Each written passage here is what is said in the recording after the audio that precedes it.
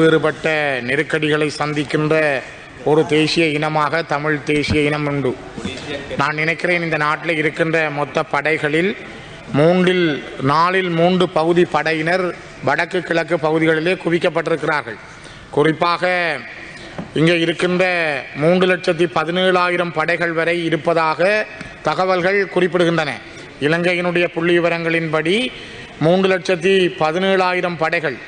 இதிலே இலங்கையில் இருக்கிற மக்கள் தொகை 2,21,81,000 பேர். கிட்டத்தட்ட 2,22,00,000 மக்கள் வாழுகின்ற இந்த நாட்டில் 3,17,000 படைகள் உண்டு. 14 பேருக்கு ஒரு படையினர் என்ற வகையிலே இந்த நாட்டினுடைய ரேஷியோ கணக்கிடப்பட்டிருக்கிறது. ஆனால் இதிலே 4/3 பகுதியினர் வடக்கு கிழக்கு பகுதிகளில் குவிக்கப்பட்டிருக்கிறார்கள். உங்களுக்கு தெரியும் கௌரவ தவிசாளர் அவர்களே, இலங்கையினுடைய ஏனைய மாவட்டங்களை நீங்கள் சென்று பார்க்கிற பொழுது எங்காவது இராணுவ முகாம்கள் இராணுவ சின்னங்களை விட ஒரு அடக்குமுறைக்குள்ளாக்கப்பட்ட இடமாக வடக்கிலும் கிழக்கிலும் போகின்ற பாதைகள் அனைத்திலுமே இராணுவ முகாம்களும் இராணுவ சின்னங்களும் தான் குவிக்கப்பட்டிருக்கிறது. ஒரு இராணுவ கெடுபிடிக்குள் திறந்த வெளி சிறைச்சாலைக்குள் தமிழர்கள் இன்றும் வாழ்ந்து கொண்டிருக்கிற நிலைமைதான் வடக்கிலும் கிழக்கிலும் காணப்படுகின்றது. உலக நாடுகளிலே நீங்கள் பல நாடுகளை பார்த்தால் லித்துவேனியா, கிரீஸ், வெனிசுவேலா, ரஷ்யா போன்ற நாடுகள், குறிப்பாக நான் இதில் குறிப்பிட்ட சில நாடுகள், இந்த நாடுகளிலே 1.2 வீதம் ஒருவருக்கு ஒரு படையினர் 12 பேருக்கு ஒரு படையினர் என்ற வீதாசாரம் தான் இந்த பெரிய நாடுகளுக்குள்ளேயே படைகளை வைத்திருக்கிற நாடுகளுக்குள் இருக்கிறது. ஆனால் இலங்கையில் மட்டும் 14 பேருக்கு ஒரு படையினர் என்ற ரேஷியோ. இது ஒரு மிகவும் இந்த நாட்டில் இருக்கின்ற யுத்தம் இல்லாத ஒரு நாட்டில் எவ்வாறு இவ்வளவு படைகள் ஏன் தேவை? இந்த வரவு செலவு திட்டத்தில் இம்முறை குறிப்பிடப்பட்டிருக்கிறது 4,218.2 பில்லியன் செலவாகும் என குறிப்பிடப்பட்டிருக்கிறது. இந்த 4,218.2 பில்லியனில் 2,898.1 பில்லியன் நடைமுறை செலவுகளுக்காக, மீண்டெழும் செலவுகளுக்காக வழங்கப்படுகிறது. இவ்வளவு இந்த மீண்டெழும் நடைமுறை செலவு என்பது கிட்டத்தட்ட இதிலே பெரும்பகுதி சம்பளங்களாக வழங்கப்படுகிறது. இந்த சம்பளங்களிலே பெரும்பகுதியை விழுங்கிக் கொள்பவர்கள் இந்த படையினராகவே இருக்கிறார்கள். எங்கள் நாட்டிலே இப்பொழுது கொஞ்சம் முதல் பிரதம அமைச்சர் அவர்கள் சொன்னார், இந்த நாட்டிலே கிட்டத்தட்ட 43,000 ஆசிரியர்களுக்கு பற்றாக்குறை இருக்கிறது. 2,000 சொச்ச பேர் தேசிய பாடசாலைகளிலும் மிகுதி பேர் 41,000 பேர் வரை மாகாண பாடசாலைகளில் இருப்பதாக அவர் குறிப்பிட்டிருந்தார். உண்மையிலே கல்வியினுடைய அந்த விளைவு என்பது எவ்வளவு பேர் பற்றாக்குறையோடு இந்த நாடு இருக்கிறது. ஆனால் இந்த யுத்தம் இல்லாத ஒரு நாட்டிலே படையினர் குவிக்கப்பட்டிருக்கிறார்கள். இவர்களுக்கான சம்பளம் வழங்கப்படுகிறது. இதே படையினரை நீங்கள் வடக்கிலே பார்த்தீர்கள் என்றால் அவர்களுக்கு இவ்வளவு சம்பளம் வழங்குகின்றீர்கள், இத்தனை முகாம்கள் வைத்திருக்கிறீர்கள், இவர்களை வைத்தே ஒரு திறந்த வெளி சிறைச்சாலையை வடக்கிலும் கிழக்கிலும் நடைமுறைப்படுத்துகின்றீர்கள்.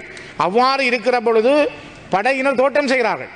பலாலி இராணுவ முகாமை சுற்றி பல இடங்களிலே படையினருடைய தோட்டங்களில் செய்யப்படுகின்ற உணவுப் பொருட்கள், மரக்கறி வகைகள் யாழ்ப்பாணத்தினுடைய சந்தைகளில் விற்பனைக்கு வருகிறது.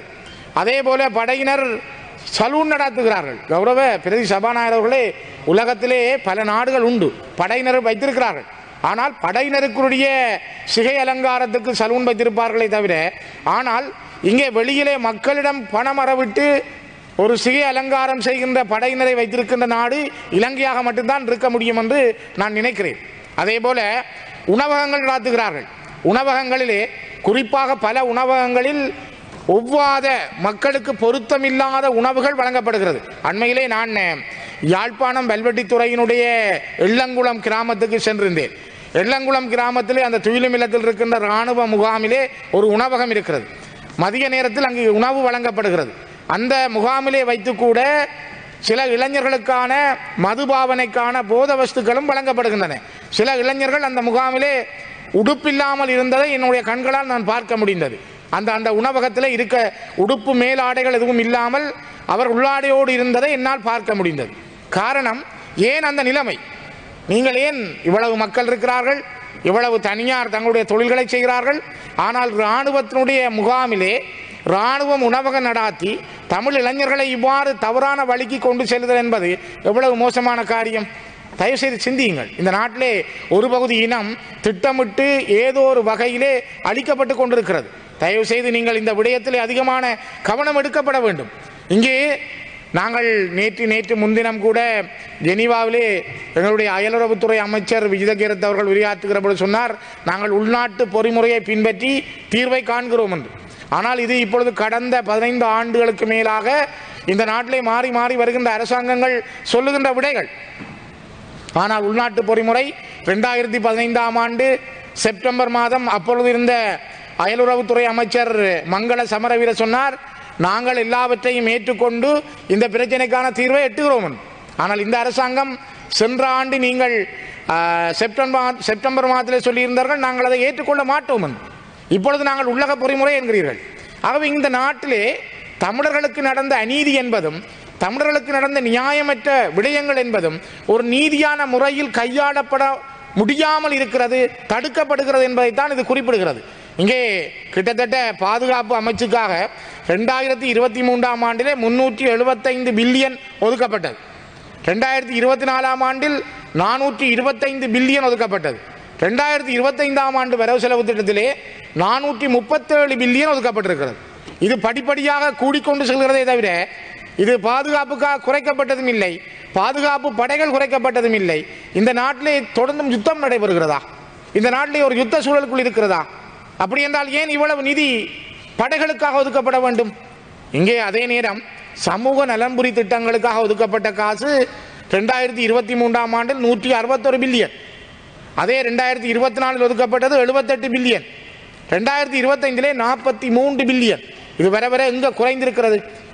சமூக நலம்புரி திட்டங்கள் குறைந்து கொண்டு செல்கின்றன, அதே நேரம் படைகளுக்காக ஒதுக்கப்படுற காசு அதிகரித்து கொண்டு செல்கின்றது. ஆகவே கௌரவ குழுக்களின் தவிசாளர் அவர்களே, இந்த நாட்டினுடைய புரியோடி போயிருக்கிற பிரச்சனையை இனங்கண்டு ஒரு நீதியான விசாரணையை இந்த நாட்டுக்கு வழங்காமல், இந்த நாட்டிலே இருக்கின்ற மக்களுடைய எண்ணங்களை புரிந்து கொள்ளாமல், தொடர்ந்தும் ஒவ்வொரு வரவு செலவு திட்ட காலங்களிலும் இவ்வாறு யுத்தத்துக்கு ஒதுக்குவது போல நீங்கள் பெருமளவிலே நிதி ஒதுக்கி கொண்டிருந்தால், படைகளை காப்பாற்றி கொண்டிருந்தால், இந்த நாட்டினுடைய பொருளாதாரத்தை எவ்வாறு நீங்கள் கட்டி செல்ல போகிறீர்கள்?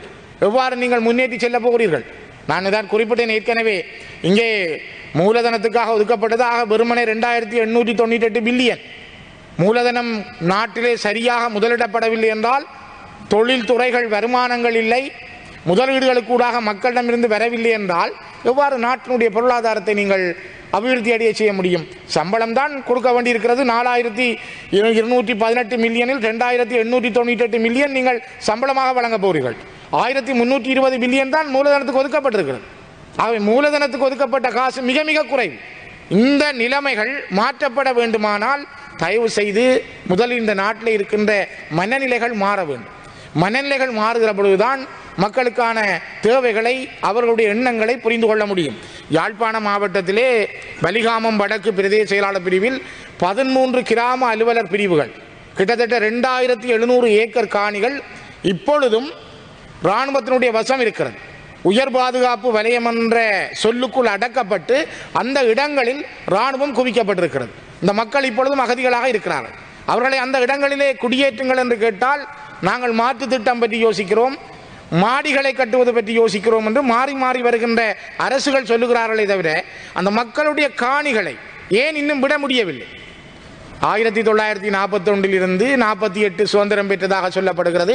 அதுக்கு பிற்பாடு வந்த காலங்கள் 83 யுத்தத்துக்கு பிற்பாடு, 90கள் யுத்தத்துக்கு பிற்பாடு, இந்த மிகப்பெரிய யுத்தங்களை கடந்து இடம்பெயர்ந்து சொந்த நாட்டுக்குள்ளேயே அகதிகளாக வாழ்ந்து கொண்டிருக்கிற தமிழ் மக்களுடைய நிலங்களை இன்னும் விடுவிப்பதற்கான சரியான ஒரு நேர்த்தியான வேலை திட்டத்தை எந்த அரசாங்கமும் இதுவரை செய்யவில்லை என்பதுதான் மிகவும் கவலைக்குரியது. முதலிலே நான் கௌரவ குழுக்களின் தவிசாளர் அவர்களை நான் ஒன்றை சொல்ல விரும்புகிறேன். இந்த வலிகாமம் வடக்கிலே பலாலி விமானப்படை தளத்தை விஸ்தீரணம் செய்வதற்கென 1980களிலே அங்கிருந்த பல மக்களுடைய காணிகள் கபலீகரம் செய்யப்பட்டன. அது சுவீகரிக்கப்பட்டது என்று சொல்லப்பட்டது. ஆனால் இதுவரை அவர்களுக்கான நட்டஈடு வழங்கப்படவில்லை. அந்த காணியை பறித்தெடுத்தார்கள், அந்த மக்களை அந்த இடங்களிலிருந்து எழுப்பி கலைத்தார்கள். ஆனால் அவர்களுக்கான நட்டஈடு வழங்கப்படவில்லை. இன்றும் அவர்கள் தங்களுடைய எத்தனையோ ஏக்கர் காணிகளை இழந்து போன மக்கள் தங்களுக்கான நட்டஈடு கிடைக்கும் என்று காத்திருக்கிறார்கள். ஆனால் திரும்ப இப்பொழுதும் அங்கிருக்கின்ற ஓடுபாதையை திரும்ப அகலிக்க வேண்டும் என்பதற்காக இன்னும் காணிகளை நாங்கள் சுவீகரிக்கப் போகிறோம் என்ற செய்திகளைத்தான் வெளியிடுகிறார்கள். ஒன்றை தயவு செய்து புரிந்து கொள்ளுங்கள், ஒரு பகுதி மக்கள் கண்ணீரோடு வாழுகிறார்கள். அவருடைய வாழ்க்கையினுடைய முன்னேற்றங்கள் சரியாக மேம்படுத்தப்படவில்லை. அவர்களுக்கான நீதி வழங்கப்படாமல் இந்த நாட்டிலே யுத்தத்துக்காக பாதுகாப்பு என்ற போர்வையிலே நீங்கள் இவ்வளவு நிதியை ஒதுக்குவது என்பது இந்த நாட்டினுடைய ஒரு நீதியான செயல்பாடாக அது இருக்க முடியாது. அதிலும் பல இடங்களிலே குறிப்பாக கௌரவ நான் நினைக்கிறேன் இங்கே இருக்கின்ற பிரதம அமைச்சர் இருக்கிறார், அவருடைய உறுப்பினர்கள் இருக்கிறீர்கள். இந்த மாவட்டத்திலேயே பல இடங்களில் கிளிநொச்சி நகர பகுதியிலே 39% நிலப்பகுதி இப்பொழுதும் இராணுவ வசம் இருக்கிறது. கிளிநொச்சி நகர பகுதி இலங்கையிலே நான் கேட்கிறேன், எங்காவது ஒரு அரச மாவட்ட செயலகத்துக்குள் இராணுவ முகாம் இருக்கிறதா? கிளிநொச்சி மாவட்ட செயலகத்துக்குள் இருக்கிற 2 ஏக்கர் காணிகளை இராணுவம் வலுக்கட்டாயமாக பறித்தெடுத்து முகாம் அமைத்து இருக்கிறார்கள். கிளிநொச்சி மாவட்டத்தினுடைய நகர பகுதிகள் பலவற்றிலே இராணுவம் தான் குடியிருக்கிறது. ஆனால் அந்த இடங்களிலே இன்னும் அந்த மக்களுக்கான காணிகள் வழங்கப்படவில்லை.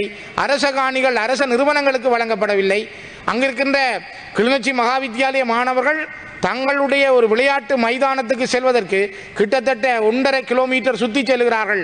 ஒரு 100 மீட்டரில் நடந்து செல்லுகின்ற பாதை கண்ணுக்கு முன்னால் இருக்கிற பொழுதே அவர்கள் 100 மீட்டரில் செல்ல வேண்டிய இடத்திற்கு 1.5 கிலோமீட்டர்கள் நடந்து செல்லுகின்ற ஒரு நிலைமை அங்கே இருக்கிறது. இது அந்த மாவட்டத்தில் மட்டுமல்ல, பல மாவட்டங்களில் தமிழர் வாழுகின்ற பிரதேசங்களில் படையினரை வைத்துக்கொண்டே இந்த செயல்பாடுகள் முன்னெடுக்கப்படுகின்றது. இது படையினர் என்ற போர்வையில் நடத்தப்படுகின்றது. தயவு செய்து இதற்கான ஒரு நீதி கிடைக்கப்பட வேண்டும். இந்த மக்களுடைய நிலங்கள் விடுவிக்கப்பட வேண்டும். அந்த மக்களுடைய நிலங்கள் விடுவிக்கப்படாமல் பாதுகாப்பு என்ற போர்வையில் தொடர்ந்தும் நீங்கள் இவ்வாறு நிலங்களை அபகரித்துக் கொண்டிருப்பது மிக ஒரு ஆபத்தான சூழலுக்குள்ளே இந்த நாட்டை கொண்டு செல்கிறது என்பதை நான் இந்த இடத்திலே பதிவிட விரும்புகிறேன். பலர் அண்மை காலங்களிலே பொது பாதுகாப்பு அமைச்சர் அவர்கள் இங்கே இருக்கிறார், பலர் விசாரணைக்கு அழைக்கப்படுகிறார்கள். நான் நினைக்கிறேன் உங்களுக்கு தெரிந்திருக்கும், அண்மை காலங்களிலே கிளிநொச்சி மாவட்டத்திலே துயிலும் இல்லம் தொடர்பாக கனகபுரம் மாவீரர் துயிலும் இல்லத்திலே ஒரு பாதுகாப்புக்காக அந்த பணிக்குழு ஒரு வேலியை அமைத்திருந்தது. அந்த வேலி அமைத்ததுக்காக அந்த பணிக்குழுவில் இருக்கின்ற செயலாளர் உட்பட பல பேர் விசாரணைக்காக அழைக்கப்படுகிறார்கள்.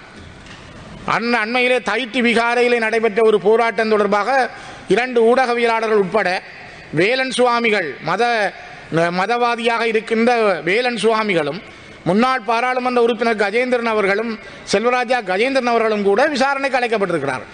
அவரிடம் விசாரணைகள் மேற்கொள்ளப்பட்டிருக்கிறது. ஒரு மக்கள் தங்களுடைய ஜனநாயக உரிமைகளை வெளிப்படுத்த முடியாமல் பாதுகாப்பு எவ்வளவு தூரம் இந்த நாட்டிலே கிடுக்கு பிடிக்குள் வைக்கப்பட்டிருக்கிறது, பாதுகாப்பு என்ற போர்வையில் எவ்வளவு அடக்கப்படுகிறது. உங்களிடம் மிகவும் வினயமாக கேட்பது, அந்நிய நாட்களில் பல இடங்களிலும் ஒரு சாதாரணமாக ஒரு பாடசாலையிலே விளையாட்டு போட்டிக்கு அந்த பாடசாலை மாணவர்கள் தங்களுடைய உள்ளத்திலே இருக்கின்ற ஒரு கார்த்திகை பூவை வடிவமைக்க முடியாமல் இருக்கிறார்கள்.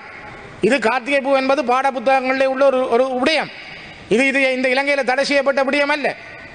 தங்களுடைய பாட புத்தகத்தில் உள்ளதை, தங்களுடைய பாரம்பரியமான விடயங்களை அந்த பிள்ளைகள் தங்களுடைய இல்லங்களில் ஒரு சோதனையாக மேற்கொள்ள முடியாது. செய்தால் அந்த ஆசிரியருக்கு விசாரணை, அதிபருக்கு விசாரணை, இது தொடர்ச்சியாக நடைபெறுகிறது. இது இலங்கையில் இல்லாத ஒன்றாக இருந்தால், பாட புத்தகங்களில் இல்லாமல் இருந்திருந்தால் தயவு செய்து நீங்கள் தடை செய்யுங்கள். அப்படி என்றால் இந்த நாட்டில் என்ன நடக்கிறது? அப்படி என்றால் பாதுகாப்பு என்ற பேருக்குள்ளாலே நடைபெறுகின்ற இந்த அநீதிகளுக்கு ஒரு நீதி வேண்டும். இந்த நாட்டில் நீங்கள் எல்லாரையும் சகோதரத்துவத்தோடு பார்க்கிறீர்களா? சம உரிமையோடு பார்க்கிறீர்களா? அந்த மக்களுக்கான நீதி வேண்டும் என்று நீங்கள் சொல்லுகிறீர்களா? அந்த நீதி என்பது எப்படி? நிலைமாறுகால நீதி பொறிமுறையின் அடிப்படையில் வணக்கம் செலுத்துவதற்கும் அவர்கள் தங்களுடைய துயிலும் இல்லங்களில் சென்று துப்புரவு செய்வதற்கும் உரிமை இருப்பதாக 2015 செப்டம்பரிலே மனித உரிமைகள் ஆணையத்தில் ஏற்றுக்கொண்டது இந்த அரசாங்கம். நீங்கள் அரசாங்கம் ஆக்கள் மாறி இருக்கலாம், ஆனால் இது அரசாங்கம் ஏற்றுக்கொண்டது. இன்றைக்கு அதே துயிலும் இல்லங்களுக்கு சென்றால் போலீஸ் விசாரணைக்கு உட்படுத்தப்படுகிறார்கள். தயவு செய்து கௌரவ தலைமை தாங்கும் உறுப்பினர் அவர்களே, இந்த நாட்டிலே நாங்கள் நீண்ட நெடும் ஒரு யுத்தத்துக்குள் வாழ்ந்த இனம். உங்களுக்கு தெரியும், ஒரு காலத்திலே பொருளாதார தடையால் தமிழ் மக்கள் எவ்வளவு பாதிக்கப்பட்டார்கள். இன்றைக்கு இயற்கையாக ஏற்பட்ட சர்வதேச பொருளாதார நெருக்கடிக்குள் இலங்கை தத்தளிக்கிறது. ஆனால் இலங்கையால் விதிக்கப்பட்ட பொருளாதார தடையினால், பனங்களியினால் உடுப்பு துவைத்தவர்கள் தமிழர்கள். அவர்கள் சைக்கிள் சில்லை சுற்றி மோட்டரிலே செய்திகளை கேட்டிருந்தார்கள். அவருடைய காலத்தை யோசித்து பாருங்கள், எப்படியெல்லாம் வாழ்ந்தார்கள். ஒரு பெட்ரோலை கண்ட காலம் இல்லை. அவருக்கு உணவுப் பொருட்கள் அனுப்பப்படாமல் இருந்தது. மிகப்பெரிய நெருக்கடிகளோடு வாழ்ந்தார்கள். அந்த நெருக்கடிகளை Honorable Sivanyana Sridharan, your time is up. அதிலிருந்து மீண்டு வந்தவர்கள் தான் தமிழர்கள். ஆகவேதான் இன்றும் அந்த வடுக்களோடும் நெருக்கடிகளோடும் வாழுகிறவர்களை தொடர்ந்தும் இதே படைகளை, குறிப்பாக நான் சொன்னேன் 14 பேருக்கு இலங்கையில் ஒரு படை, ஆனால் வடக்கிலும் கிழக்கிலும் நீங்கள் 4/3 பகுதியாக குவித்து வைத்திருக்கிற இந்த படையினர் கிட்டத்தட்ட 6 தமிழர்களுக்கு ஒரு படையினர் வடக்கிலும் கிழக்கிலும் குவிக்கப்பட்டிருக்கிறார்கள். முதலில் இதை குறைத்து முன்பள்ளி நடாத்துவதை நிறுத்துங்கள், சலூன் நடாத்துவதை நிறுத்துங்கள், உணவு உற்பத்தி செய்து அந்த உணவு உற்பத்தி செய்கிற விவசாயிகளுடைய அவருடைய தலையிலே மண்ணள்ளி போடாமல் அவர்களுடைய உற்பத்திகளுக்கு முன்னுரிமை கொடுங்கள். தயவு செய்து இவற்றை இந்த பாதுகாப்புக்கு ஒதுக்கப்பட்ட காசை வைத்துக் கொண்டு படையினரை நாங்கள் வளப்படுத்துகிறோம் என்ற பேரில் மக்களுடைய வாழ்க்கையிலே நீங்கள் குந்தகம் செய்ய வேண்டாம் என்பதை வலியுறுத்தி நிறைவு செய்கிறேன். செய்திகளை உடனுக்குடன் தெரிந்து கொள்ள உடனே சப்ஸ்கிரைப் பண்ணுங்க.